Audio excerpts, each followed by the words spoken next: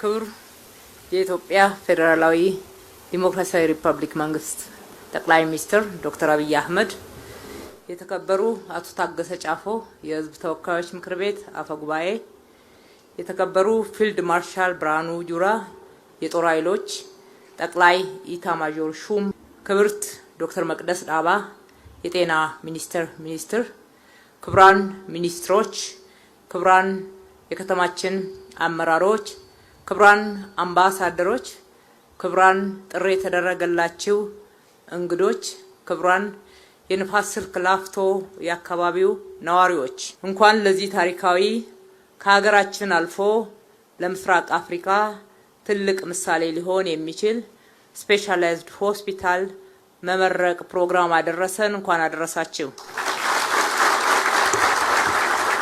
ዛሬ የተገናኘ ነው አዲስ አበባችን በአፍሪካ ብሎም በዓለም አቀፍ መድረክ የጤና ቱሪዝም መዳረሻ የሚያደርጋትን የህዝባችንንም የጤና አገልግሎት በአዲስ ከፍታ ላይ የሚያስቀምጠውን የዘመናችን የሕክምና ልቀት መሳሪያ ተሟልቶለት የላፍቶ ስፔሻላይዝድ ሆስፒታል ለምርቃት ስለበቃ በጋራ እና በስር ዘንድ ነው።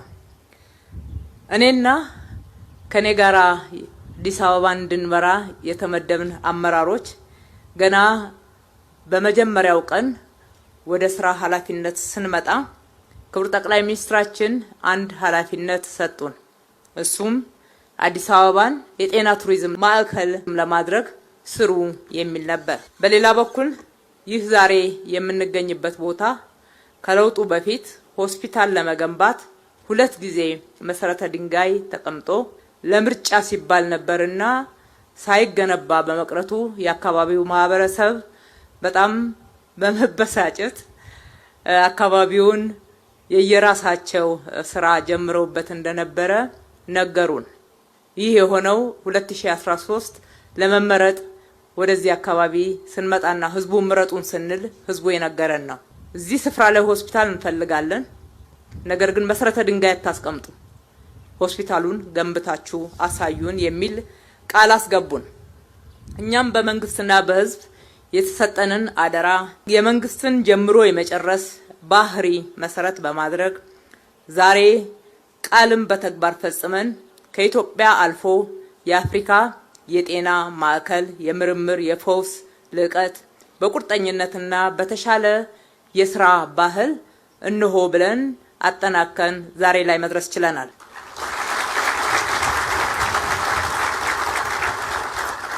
ይህ ሆስፒታል እስካሁን ድረስ በአገራችን ከምናውቃቸው የተለመዱ ሆስፒታሎች በእጅጉ የላቀ ነው። ይህም በጤናው ዘርፍ የኢትዮጵያን አዲስ የብልጽግና የለውጥ ከፍተኛ የቴክኖሎጂ ምዕራፍ ያበሰረ አንዱ አሻራችን ሆኗል።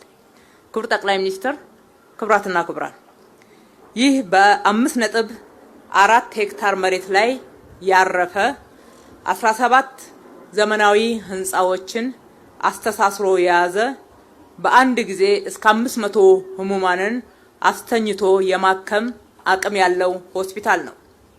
ሆስፒታሉ በአሁኑ ወቅት በሀገራችንም ሆነ በዓለም ላይ በከፍተኛ ሁኔታ እየጨመሩ የመጡትን እንደ ካንሰር፣ የልብ ህመም እና የነርቭ ህመምን ከባድ የጤና እክሎችን ለማከም ልቀትና ጥራት ባለው አገልግሎት ማከም እንዲቻል መሰረተ ልማት የተሟላለት ነው። በመሆኑም የዚህ ሆስፒታል መገንባት ለሕክምና ወደ ውጪ የሚደረገውን ጉዞ፣ እንግልት፣ ወጪ ሊያስቀር የሚችል ነው። የላፍቶ ስፔሻላይዝድ ሆስፒታልን ብቸኛ ልዩ የሚያደርገው በዓለም ላይ ያሉ የመጨረሻ ቴክኖሎጂ ውጤቶችም ሆኑ በሰው ሰራሽ አስተውሎት ወይም አርቲፊሻል ኢንተለጀንስ የሚደገፉ እጅግ የረቀቁ መሳሪያዎች ያሉት መሆኑ ነው። ይህ ማለት በሆስፒታሉ ውስጥ ሁሉም አገልጋዮች ወይም ደግሞ ስፔሻላይዝድ ያደረጉ ባለሙያዎች ያስፈልጉናል ማለት አይደለም። ከውጪ ጭምር በሲስተሙ ሕክምናውን ማገዝ የሚቻልበትና ተቀናይቶ መስራት የሚቻልበትን እድል የከፈተ ነው። መሳሪያዎቹን ጥቂት ለመጥቀስ ያክል ፒቲ ስካን የቅድመ ካንሰር ምርመራ ማሽን በምስራቅ አፍሪካ የመጀመሪያ የሆነ ሰው ሰራሽ አስተውሎት የተገጠመለት የ2026 የመጨረሻው ዲጂታል ቴክኖሎጂ ነው። ሁለተኛው በኢትዮጵያ የመጀመሪያ የሆነ 3 ቴስላ ኤምአርአይ ሂሊየም ትነትን ሙሉ በሙሉ የሚያስቀር ድንቅ መሳሪያ የተገጠመለት መሆኑ ነው። ሶስተኛው ሲቲ ስካን 640 ስላይት ልብ ለአንድ ጊዜ ምታት ሳትጨርስ ሙሉ ምርመራ በማድረግ ፈጣን ምርመራ የሚያደርግ ቴክኖሎጂ የተገጠመ መሆኑ ነው። በሌላ በኩል የልብና የደም ስር ላቦራቶሪ ወይም ካት ላብ የሚባለው በቀጭን ደም ስር በመግባት የልብና የአንጎል ደም ስሮችን በአጭር ጊዜ በመመርመርና በማከም በድምጽ ጭምር የሚታዘዝ የዘመኑ የመጨረሻው ቴክኖሎጂ መሳሪያ ማስገባታችን ነው። ሌላው 3D ማሞግራፊ የጡት ካንሰር በቅድሚያ ለመመርመርና በሁሉም አቅጣጫ የናሙና ምርመራ ለመውሰድ የሚያስችል የረቀቀ መሳሪያንም ማስገባትና የሆስፒታል ግብአት ማድረግ ችለናል። እንዲሁም ሮቦቲክስ ላቦራቶሪ ሙሉ በሙሉ ከሰው እጅ ንክኪ ነፃ የሆነ የሰውን ስህተት በማስቀረት ፈጣን ጥራቱን የጠበቀ ውጤት የሚሰጥ በሀገራችን የመጀመሪያው የላቦራቶሪ ስርዓትን እውን ማድረግ የቻልንበት ነው። ከዚህም ባሻገር ዘመኑ የደረሰበትን የመጨረሻ ቴክኖሎጂ ውጤት የሆኑ የአልትራሳውንድ የዲጂታል ኤክስሬይ ማሽኖችም ተገጥመውለታል።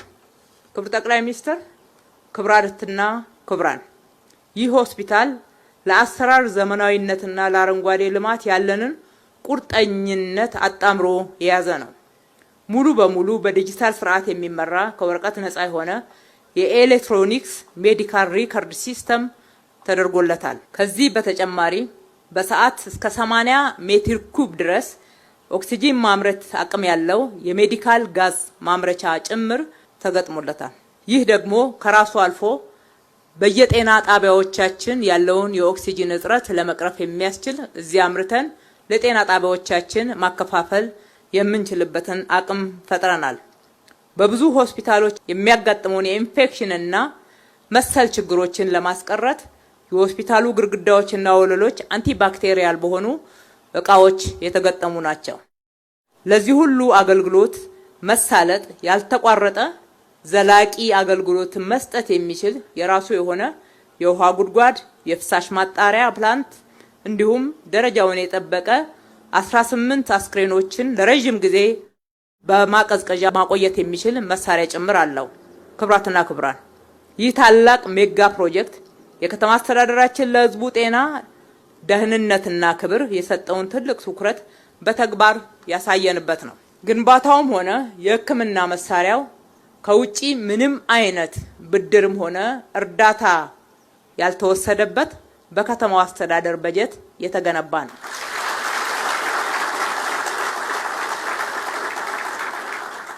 ላፍቶ ስፔሻላይዝድ ሆስፒታል ወደ ስራ መግባት ለኢትዮጵያውያን ብቻ ሳይሆን ወደ ከተማችን በተለያዩ ምክንያት ለስራ የመጡ የውጭ ዜጎች ከተማችን ሶስተኛው የዲፕሎማሲ ማዕከል እንደመሆኗ ለዲፕሎማቶች ወደ ውጪ ሕክምና ፍለጋ ለሚሄዱት እንዲሁም ለጎብኚዎች፣ ለኢንቨስተሮች በከተማችን እምነት የሚጣልበት ሕክምና አገልግሎት እንዲያገኙ ሊያደርግ የሚችል ነው።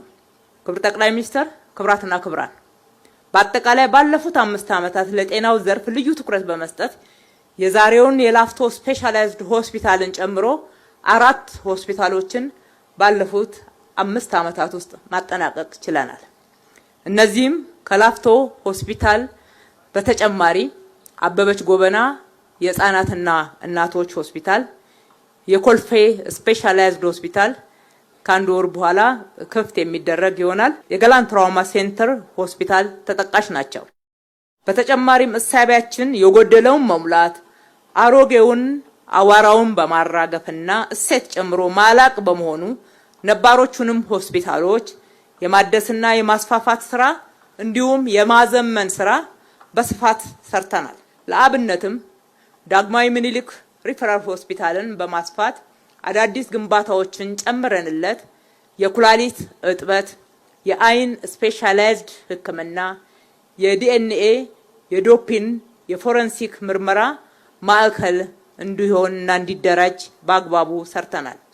በተጨማሪም የዘውዲቱ መታሰቢያ ሆስፒታልንም የቀድሞውን አገልግሎት እጥፍ ማድረግ በሚችል 2 ህንጻዎችን ጨምረን የህፃናት ህብረተሰብ ስፔሻላይዝድ ዘመናዊ ጠቅላላ ሕክምና ጨምረን አጠናቀል አገልግሎት ክፍት አድርገናል።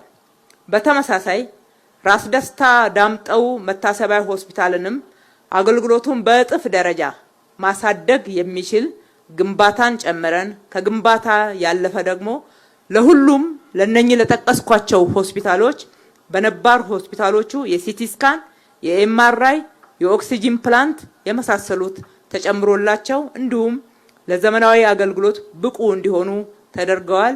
እነሱ ጋም በተጨማሪ የሕክምና መገልገያ ወይም ደግሞ መረጃዎች ዲጂታላይዝ ተደርገዋል፣ ወረቀት አልባ እንዲሆኑ ተደርጓል። ከዚህም ባሻገር ወደ ማህበረሰቡ ቀረብ ያለ ጥራት ያለው አገልግሎትን ተደራሽ ለማድረግ ለ40 የጤና ጣቢያዎች ማስፋፊያ አድርገንላቸው አገልግሎትና የአገልግሎት ጥራታቸውን ከፍ አድርገናል።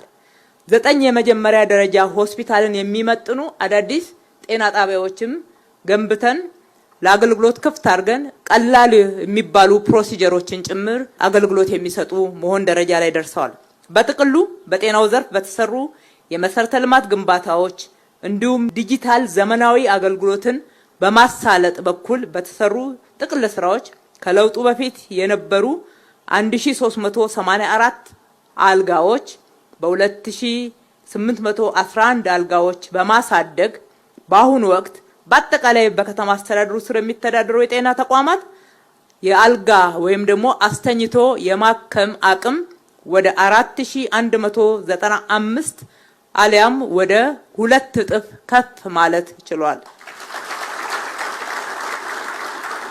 ይህ በዚህ እንዳለ በጤና ፖሊሲያችን እንደተቀመጠው አክሞ ማዳን ብቻ ሳይሆን ዋናው ትኩረት መከላከል ላይ አዲስ አበባን ከብክለት ለመታደግና ለመከላከል ወንዞቻችንን በማጽዳት ጽዱ አረንጓዴ ህፃናት ቦርቀው የሚያድጉባት አካባቢዎችና ሰፈሮችን በመገንባት በቂ ስፖርት ማዘውተሪያዎች፣ የእግረኛ መንገዶችን በማስፋት ለመኖር ምቹ የሆነች ከተማ አድርገን በርካታ ሰፈሮችን መቀየር ችለናል። ይሄ ከጤና አንጻር ትልቅ ትርጉም የሚሰጠው ነው። ሆስፒታሉን መገንባትና በዘመናዊ መሳሪያ ብቻ ማሟላቱ በቂና ተፈላጊ የሆነውን አገልግሎት ይሰጣል ማለት አይደለም። በመሆኑም አስቀድመን አስበንበት የሆስፒታሉ አስተዳደር በመንግስትና በግል አጋርነት የሚመራ ሀብታምም ደሃውም ሊታከምበት የሚችል የአስተዳደር ስርዓትን አደራጅተናል። በአጠቃላይ በጤናው ዘርፍ ባለፉት 5 ዓመታት ብዙ ጥራት ማሻሻያ ፕሮጀክቶችን በመተግበር ባከናወናቸው የጤና አገልግሎት ጥራት አመላካች አሃዶችን ስንመለከት በዘላቂ ልማት ግቦች ኤስዲጂ 2030 የተቀመጡ ዓለም አቀፍ ኢላማዎችን ከሚጠበቅብን ጊዜ በፊት ማሳካት ችለናልና እንኳን ደስ ያለን።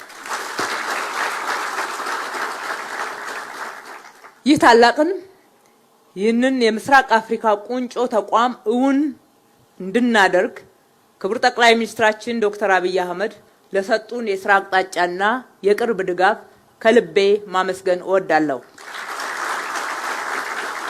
እንዲሁም አብራችሁን ሌት ተቀን ለደከማችሁ ከጉልበት ሰራተኞች ጀምሮ መሐንዲሶች፣ የሕክምና ባለሙያዎች፣ የዲዛይንና ግንባታ ቢሮ፣ የጤና ቢሮ፣ የስራ ተቋራጮች፣ አማካሪዎች እንዲሁም ሆስፒታሉን በአስተዳደር ወይም ደግሞ ኦፕሬሽኑን በማደራጀት በፓብሊክ ፕራይቬት ፓርትነርሺፕ ስራ ውስጥ የተሳተፋችሁ በከተማ አስተዳደሩና በተገልጋዩ ማህበረሰብ ስም ከልቤ ማመስገን እወዳለሁ።